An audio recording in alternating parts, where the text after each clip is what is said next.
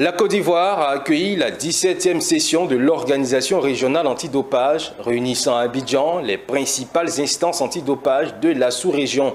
Pendant 2 jours, les participants ont dressé le bilan des actions menées en 2024, également les perspectives pour les années à venir. Un rendez-vous crucial pour renforcer la lutte contre le dopage et promouvoir un sport sain et équitable en Afrique de l'Ouest. Le témoignage de Fulgence Canon, commenté par Alanitoua. La 17e session de l'Organisation régionale antidopage, ORAD en sigle, s'est ouverte par un vibrant hommage au professeur Constant Roux, décédé le 18 juillet 2024 à Paris.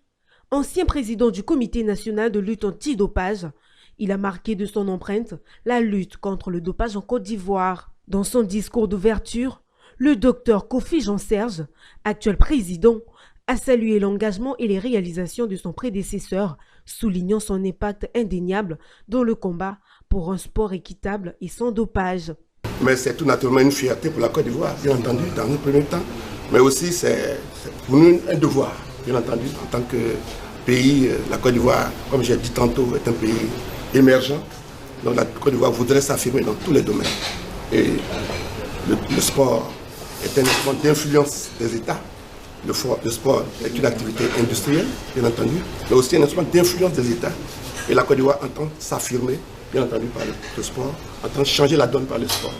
Cette session de 2 jours a pour objectif de faire le bilan des actions menées en 2024 et d'élaborer des perspectives concrètes pour l'avenir de l'organisation. Au cœur des discussions, les membres de l'ORAD s'attacheront à renforcer la politique de lutte antidopage à travers des stratégies efficaces et une gouvernance améliorée. Cette rencontre sera également l'occasion d'examiner les rencontres, d'intensifier la mobilisation internationale contre le dopage et de mettre à jour les programmes nationaux pour une mise en œuvre optimale.